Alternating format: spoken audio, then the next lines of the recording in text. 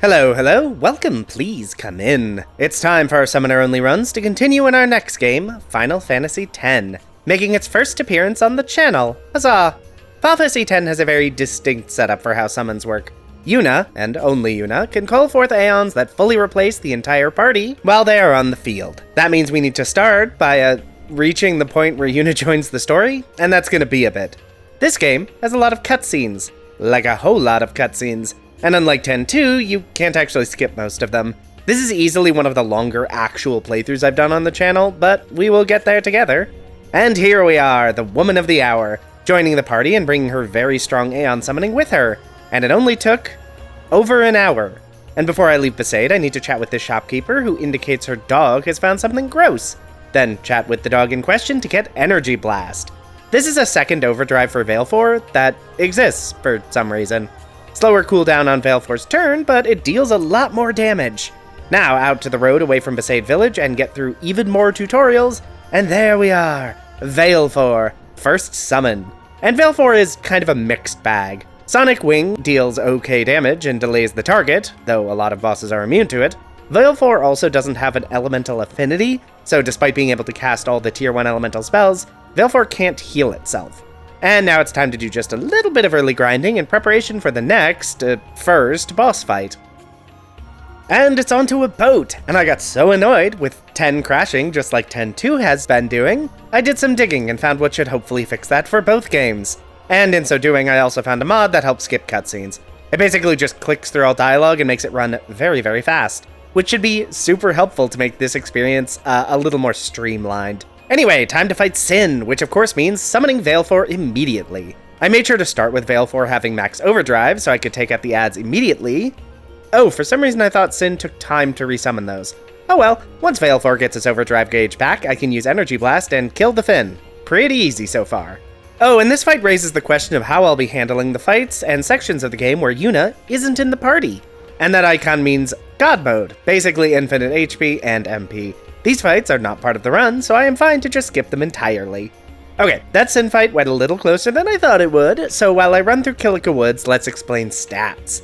Yuna's Aeons actually gain stats in two different ways. One is just the total number of fights the party has been in, up to 600, regardless of whether Yuna was in the party or not. Then, a separate calculation is run based on Yuna's overall stats, excluding luck, and the stat in question. The game then takes the max of these two numbers to determine their stats. As such, despite Yuna not being in fights herself for any amount of time, at least in theory, getting into fights and leveling up Yuna are actually very important in making my Aeons more effective. Now, let's see how this Ochu fight goes. Bad. Okay, let's do a little bit more grinding. We're really in a rough spot early on. Valefor is not actually that much more durable than a regular character, can't heal, and is my only Aeon. Once I unlock more Aeons and get some more stat progression, things should smooth out a bunch. Hopefully. Okay, let's give this Ochu fight another shot. Ochu's weak to fire, so fire deals pretty big damage. Then, once Valefor is one hit from death, I spam Sonic Wings to delay and deal damage. Once that will no longer work, I switch to using Energy Blast to finish off the Ochu. By a lot, actually, that was a bit of an overkill. Oh well. Time for the next required boss fight against the Sin Spawn and its tentacles. And this fight is a little bit spicy. I need to start by beating up the tentacles so they can't hurt me, then attack the core a few times until it opens, and there, one more Energy Blast finishes it off. Nice! My HP was close, but good enough. And now it's time for the second Cloister of Trials. We skipped the first trial because it was pre-Yuna, and we won't really be talking about much here. The only important thing to be sure to do is to grab the Destruction Chest in the Cloister before finishing it. Getting all of these is integral to unlocking a secret Aeon later on. Completing this latest temple has given me Ifrit, and this is a pretty big step up from Valefor, mostly because Ifrit absorbs fire and has a fire spell, meaning I finally have an Aeon that can heal itself. This is mitigated a bit by fire being not very strong, but it's something at least.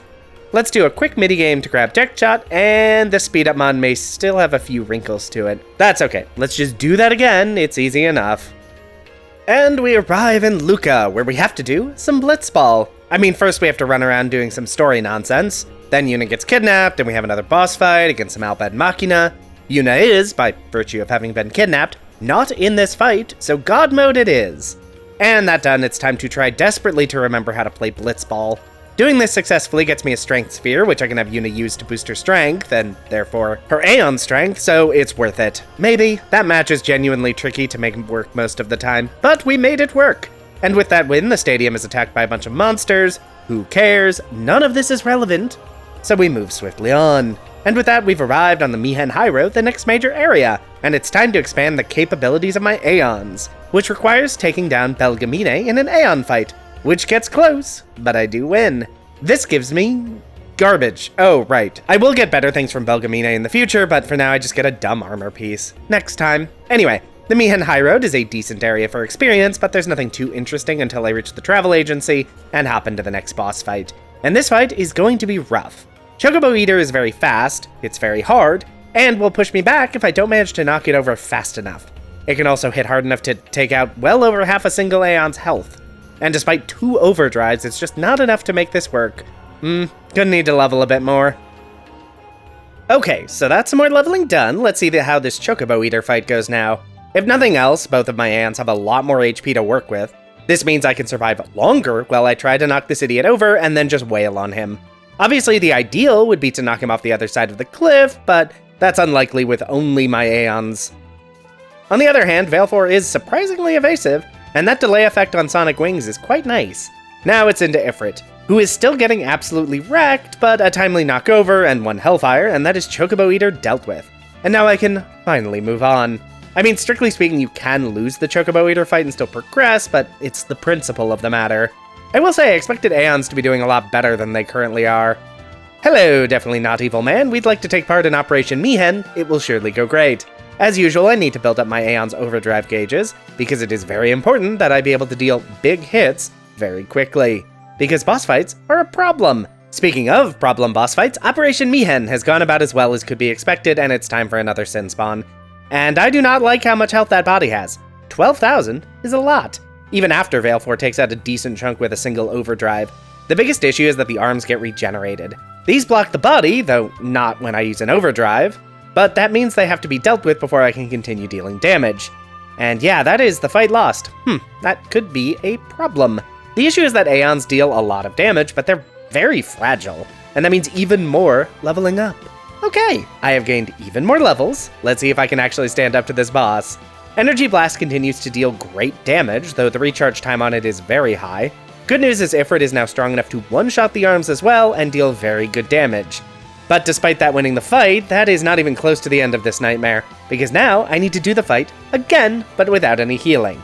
And while Seymour is a summoner as well, he won't summon Anima in this fight, which is very annoying. So I don't have a ton of time, but 1 Hellfire takes out a lot of the body parts. I think I just need to heal myself and try to survive. The Sin Spawn deals a lot less damage in this fight for some reason. And there we go, that was a real messy fight to try and get through. Really, need more Aeons. Onward to Jose Highroad, and even more fights to get even more experience. I actually don't know how much stronger I need to get Yuna to outpace the number of fight stats, but I assume a decent amount. And Temple time, which means Trial time, which means Destruction Sphere, and a new Aeon, Ixion. And Ixion is a considerable improvement. Equivalent attack to Ifrit, has a better healing spell in the form of Tier 2 magic, we love it. It also means I have 3 Aeons to burn through when things are getting spicy. And believe me, they will indeed get spicy.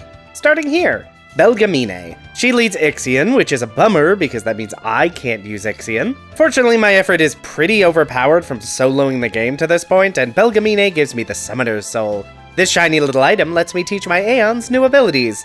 The actual usefulness is limited by my lack of items to actually teach abilities with, because I won't have any way to steal or mug from enemies, but it may end up being useful. We'll see, I guess. Into the Moonflow, and in preparation for another underwater boss fight, time to teach Tidus some stuff. I have God mode, but that doesn't actually impact the damage Tidus does, or prevent him from dying if he gets one shot. As such, I will be using all the levels he has to make the next boss less tedious. Don't get me wrong, I'm still absolutely using God mode. This is a summoner playthrough after all.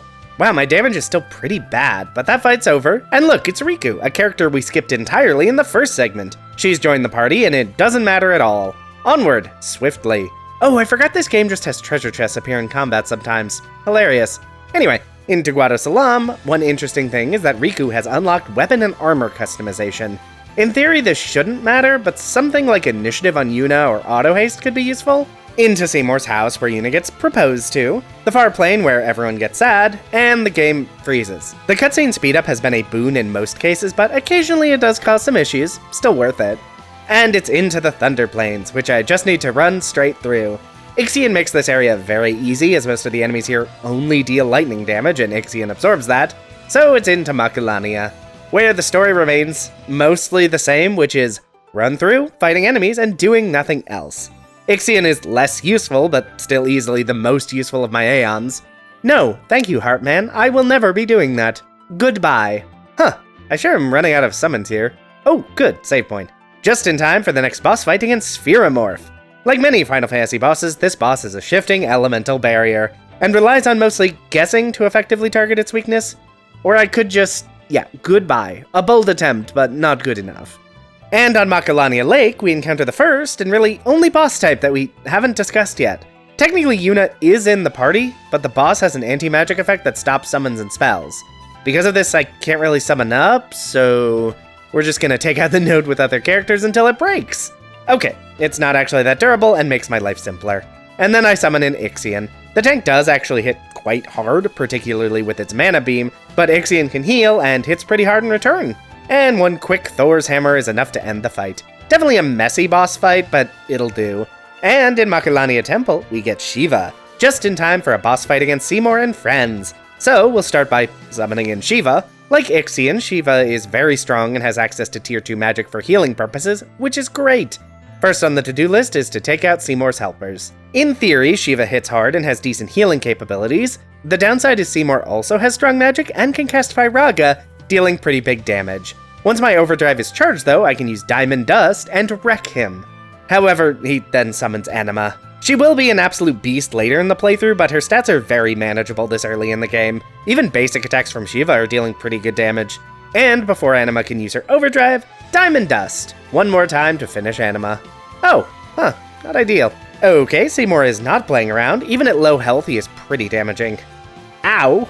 Okay, one Hellfire for the road. Goodbye, Seymour. Well, we've killed a major religious figure. Time to do some puzzle solving. And then running from the cops until the next boss fight?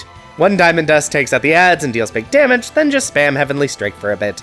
Once the boss does get in a hit, I can heal and unleash one more Diamond Dust. Easy.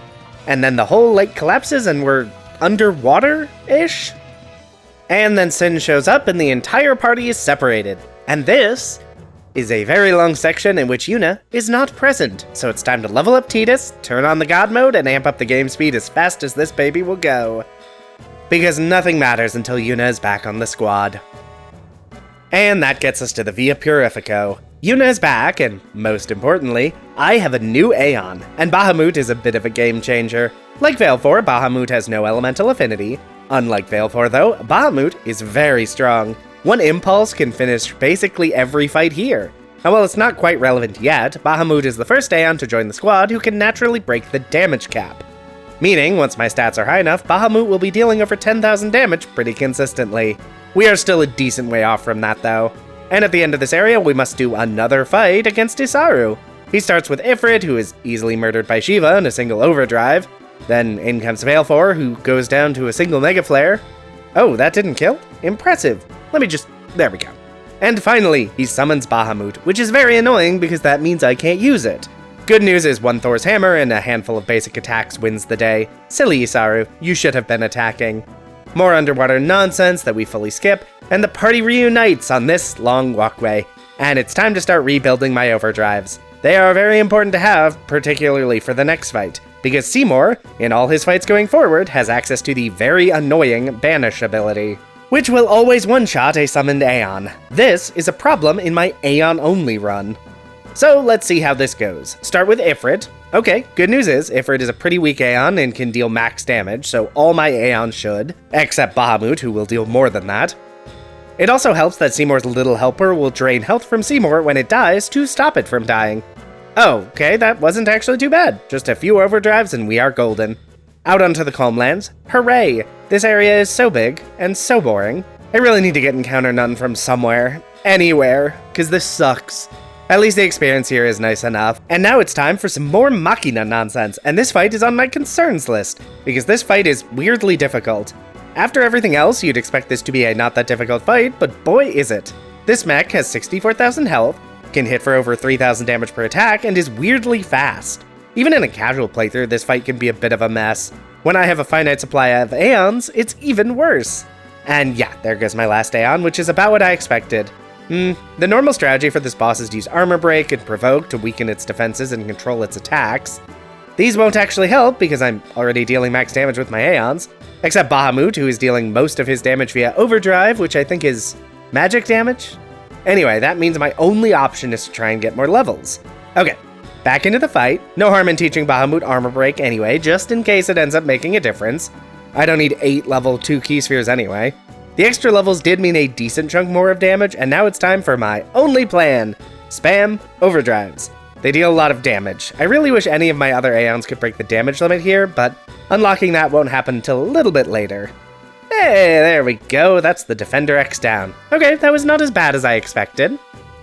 And it's time for me to head down into the Cavern of the Stolen Faith, a fun little optional dungeon where I can, theoretically, unlock my next Aeon. That's neat and all, but not actually the thing that is exciting about this cave. No, the exciting thing is these ghost enemies, because they have a chance, albeit a small one, to drop equipment with no encounters. The chance is pretty low, but it's absolutely worth doing to turn off random encounters for the rest of the game, because boy howdy, do they suck. And after a not small number of fights, there we go, no encounters. And yes, this is technically equipment for Riku, not Yuna. No, I do not care. Anyway, at the back of this cave is Yojimbo, but I don't actually have enough money to recruit him, and wouldn't use him even if I did, so moving swiftly on. Back in the Calm Lands, I need to rent a chocobo, do some jumps, and it's into Remium Temple. Here I can engage in some Aeon duels. These will give me some very convenient drops. Specifically, I can now use the way too many spheres I have to buff my Aeon stats. This happens on top of their normally absurd stat growth, and means I could make them very, very strong. That shouldn't really be necessary, but it's good to have a little extra oomph. The rest of these fights are mostly to access some items useful for teaching abilities like Curaga and Haste. Will these actually be used? They can't hurt. Besides, completing these fights is essential for other reasons anyway, and that's all my current Aeons beaten. Next, I do a little chocobo race. Completing this gets me the Clouded Mirror, which I'll want for later. Next, it's over to Gagazette. Kamari has to do a required fight, God Mode go, and we're moving on. Quickly, now that I can just turn off encounters at will. And we have another problem. Seymour, again, because he exists to be an issue. As before, he can banish an Aeon, removing it from the fight in one hit, and while my damage is good, it is still limited by the damage cap and how many Aeons I actually have. Oh, I forgot to get Valefor's Overdrive gauge maxed. That is unfortunate because that would have been enough. Okay, back to fighting enemies. Let's actually get everyone's Overdrive gauge, and I think I'll also grab some levels just to be safe. A little extra damage wouldn't hurt. It's also easier than ever now that Bahamut knows Curaga. And back into the Seymour fight, I have one more Overdrive I can use, and Bahamut should deal a bit more damage. This time I'm going to save Bahamut for last, because I think Seymour likes to annihilate at low HP, and that actually almost killed Yuna last time. So better he just never is at low health. And yep, that worked. Huzzah! And with that boss done, we head into the inside of Gagazette, right after this dream sequence, whatever this is. Which, thanks to no encounters, is just more running around and nothing else interesting. Until the boss shows up. And wow, that was some damage. Bahamut, how well can you fight this boss by yourself? Pretty well, actually. The boss does hit quite hard, but Bahamut has haste and Curaga, so the turn advantage is finally mine, and my Aeons have some actual survivability. Goodbye. And into Zanarkand itself. Sure isn't a lot to talk about in many of these areas when you bypass encounters, huh? Oh well. Just means I can reach the final Cloister of Trials, which is super obnoxious. Just match the patterns over and over again. We'll be back, and it will be even more annoying. And it's time for the next boss, whatever this thing is called, and this is going to be a bit of a problem, because the Spectral's Keeper is very fast, deals a lot of damage, and loves to put down mines, which requires me to move my characters, or it would if I were fighting this fight normally. Aeons can't move spaces because they can't do conditional actions. This is a problem. The Keeper has a lot of health, can deal a lot of damage, and will absolutely wreck any Aeon I summon, or any characters on the field if it gets a chance to after killing an Aeon in one shot. So, as before, gonna need to do a bit of grinding and setting up overdrives. It shouldn't require too much work, a full set of overdrives does deal a lot of damage, but I'm gonna need to do more than this. Okay, back into the fight, let's give this another attempt. Start with Bahamut, cast Haste so I can try to get as many turns off as possible, and yep, mine. Oh, Yuna's Berserk. That's... Do I have anything to stop Berserk on her? No. Well, just gonna hope.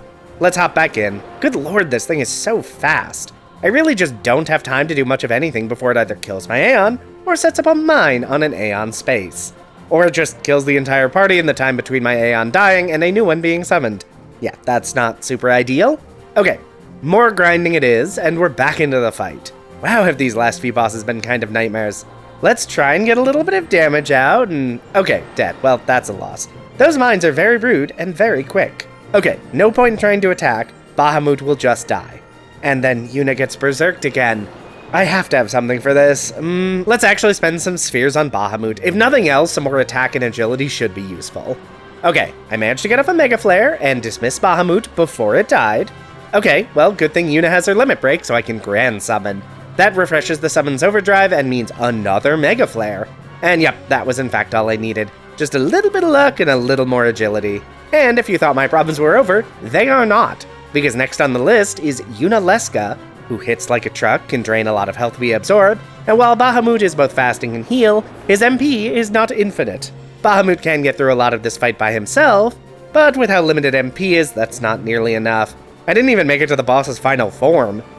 And while the rest of my Aeons are pretty strong, dealing enough damage to get through this form's health is not necessarily possible.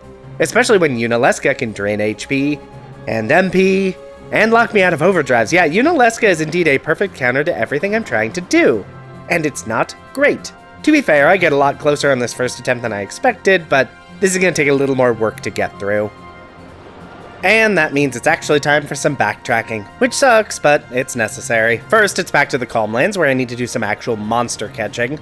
This sucks and is tedious, especially with Yuna being the only character I can use, and her attack is bad, but I can at least send in Aeons, kill or weaken the enemies, and then smack them with staves until they have been successfully captured. Honestly, this is also a decent opportunity to level as I try and get all the fiends in the area. Anyway, catching all of those gives me the Clouded Mirror.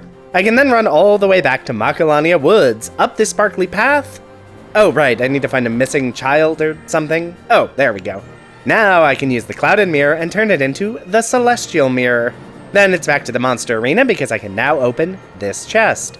This has Yuna's ultimate weapon inside, which I can then take right back to Macalania to use the Mooncrest to strengthen it.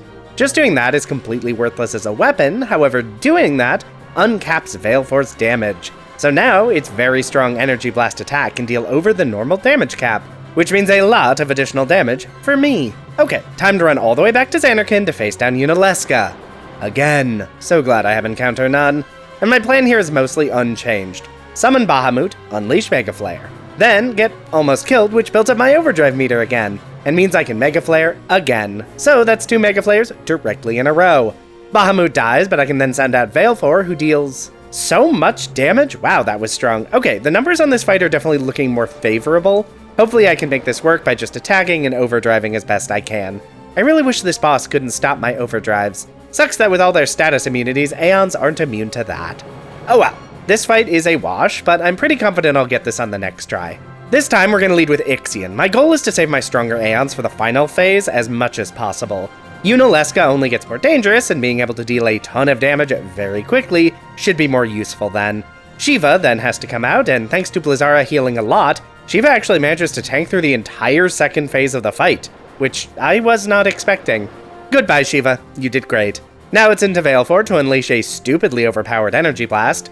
Valefor dies almost immediately, because of course it does, but Yunalesca is well under the HP that Bahamut can deal with a single Mega Flare. Okay, that was tricky, as expected, but I was also making it harder than I needed to be by starting with Bahamut. And with Xanarkand completed, it's time to properly unlock the airship. And this is a game changer. First, I need to head to Bavel to call Micah an idiot, then chat with the Faith, and now it's time for silliness. Oh wait, I need to do a boss fight first. Fine, let's fight Sin. I really didn't prepare my overdrives for this. Hopefully hasted Bahamut with Kiraga is enough to handle this by himself. The fights here are pretty uninteresting, actually. Sin basically does nothing. Bahamut can hit from range with Impulse, and that's both arms destroyed. Okay, now it's time for the core. 1 Mega Flare handles whatever the ad was, and then it's just haste and basic attacks. Wow, that was easy, especially with how tricky the last few boss fights were. I was expecting a bit more difficulty there, but that's okay. I could live with it. Now things get fun. First, we search some coordinates to unlock Baj Temple, pop down to deal with a very boring boss fight, because you can't summon. And then it's into Baj Temple itself where I got all the destruction chests, didn't I? Oh, right, I forgot there is one more puzzle I need to solve in Zanarkand. Completely forgot about that. Okay, back to Zanarkand to solve the final puzzle, get some garbage, and unlock the final destruction chest. Now I can head back to Baj Temple, activate the final seal, and grab the penultimate Aeon, Anima. Like Bahamut, Anima starts with the ability to break the damage limit, but where Bahamut is relatively balanced, Anima is not. So that should solve most of our problems. There is one Aeon left I need to grab, and to do that, I need to head back to the Calmlands to face Belgamine one more time. Wait, why can't I select Anima? Oh my gosh, I never got Yojimbo. I need to recruit Yojimbo. Whoops! I do have to fight Yojimbo, but I'm so strong. This is not a real fight, just attack twice. Then bribe Yojimbo, which I can just barely afford to do, and now it's back to Remium Temple to beat up Belgamine a few more times. Oh wait, that only gives me one of the items needed to open the Chamber of the Faith. Where is the other? Oh, more monster catching. On Mount Gagazette. Okay, let's head over to Mount Gagazette. What am I doing? I have Anima. None of this matters. I'm just gonna go beat the game now. Okay. I need to fight Sin again. I summon Anima and select attack a few times. And that's Sin defeated. Into Sin, and we have our final fight against Seymour. I genuinely have no idea what the mechanics of this fight are. I'm not actually convinced anyone does. Instead, I'm going to use Oblivion and... Huh, that didn't kill. Interesting. Also, can Seymour not use Banish anymore? That's weird. Oops. Bahamut down. Valefor, can you finish this fight? Thank you. I am genuinely a bit surprised at how weak my Aeons are relative to what I'm used to here. I guess Yuna is a bit underleveled. I'm hopeful this should still be enough. Also, what is this segment? Who did this? Anyway, time to face down the final-ish boss. Braska's final Aeon is flanked on either side by pagodas that are very rude. Also, Anima is apparently very slow because wow are they taking a lot of actions. Okay, Oblivion did do a lot of damage. Valefor, Energy Blast, please. I was expecting this final fight to be a bit easier, but that's actually going really badly. And that's Yuna dead. Wow, was not expecting a loss there. Okay, fine, I'll level up. And yeah, turns out leveling up to a reasonable level was really all I needed. Yuna has also gotten a decent number of levels in Orin's section of the sphere grid since she's finished hers, which is helpful. Hello, Jack, this is no longer going to go well for you. 72,000 damage with one attack. Yeah, that is more than I was expecting going into this. Let me just get a few more attacks off, and that is the final-ish boss defeated. Technically, the final boss of the game is Yevon up next, but we mostly get to skip it. Setting aside the fact that this is just an Aeon battle and you can't summon through against the final forms, this fight is basically not losable. Your entire party has infinite re-raise, so the only way to lose this fight would be to petrify my own party. I will, shockingly, not be doing that. So that is Final Fantasy X, beaten using only summoners. And that was, frankly, way more interesting than I expected. I don't usually use summons in Final Fantasy X because my memory of them is that they are completely broken and overpowered. And that is kind of true, especially once you have Aeons that can break the damage limit, but even then, having limited summons and limited resources made some of the fights a lot more difficult than I expected. But I will have more to say about that in the summary video, out in a few weeks. I did want to shout out that I do have a Patreon, linked in the description. I spend a lot of time making these videos, so if you enjoyed the video, want to support the channel, and are financially stable enough to do so, that exists. No pressure though, this channel is free to enjoy for everyone, and will remain that way. For now, if you liked this video, be sure to hit that like button. If you'd like to see more of this, feel free to subscribe. Hey, maybe leave a comment if you have something you'd like to say. Or whatever you decide to do, have a safe trip home.